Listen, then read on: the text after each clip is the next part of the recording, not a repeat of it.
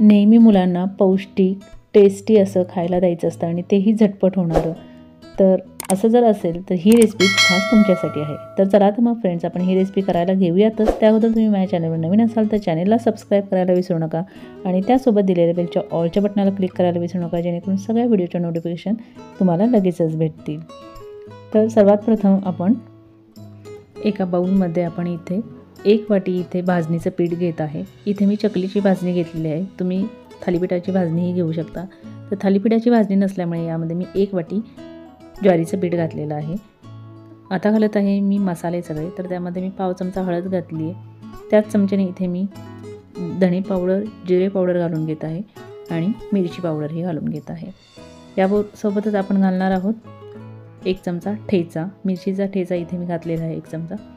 आणि सोबतच आपण घालणार आहोत बारीक चिरलेला कांदा, कांद्याची पाती आपण ॲड करणार आहोत. त्याच्यामध्ये भरपूर सारी बारीक चिरलेली कोथिंबीर घालणार आहोत आणि त्यासोबतच स्वच्छ निवडून आणि धुवून घेतलेली बारीक चिरून घेतलेली पण मेथी घालत आहोत. तुमच्याकडे पालक असेल तर तोही तुम्ही घालू शकता. तर असा हा पौष्टिक सगळ्या भाज्या आपण यामध्ये घालणार आहोत आणि शिवाय पिठं आहेत सगळे, त्यामुळे असा हा पौष्टिक असा आपण थोडक्यात थालीपीठ म्हणू शकता. फक्त आपल्याला ते थापायचं नाही आहे, आपल्याला ते बॅटर तयार करून आपल्याला डोशाप्रमाणे घालायचं आहे. तर 1 चमचा मी तीळ घातला, चवीनुसार मीठ घातलं आणि आपल्याला सगळं असं व्यवस्थित मिक्स करून घ्यायचं आहे आणि थोडं थोडं पाणी घालून आपल्याला हे छानपैकी बॅटर बनवून घ्यायचं आहे, जसं डोश्याचं बॅटर बनवतो तशा प्रकारे. तर खूपच टेस्टी होतं हे, कारण की तशी आपली चकलीची भाजणी खमंग असते.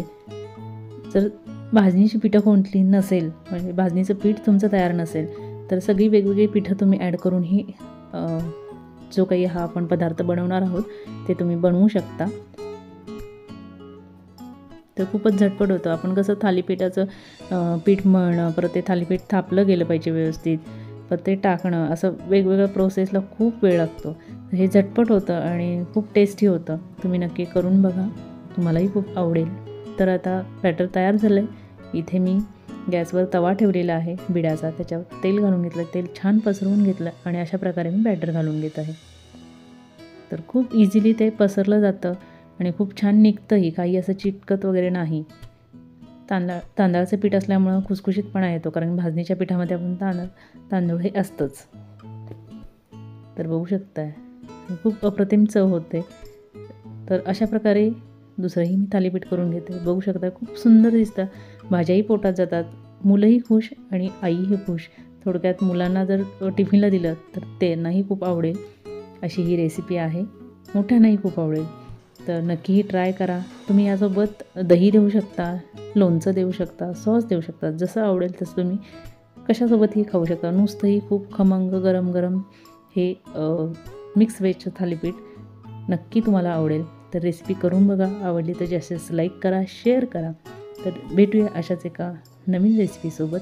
तोपर्यंत bye bye. Thank for watching friends.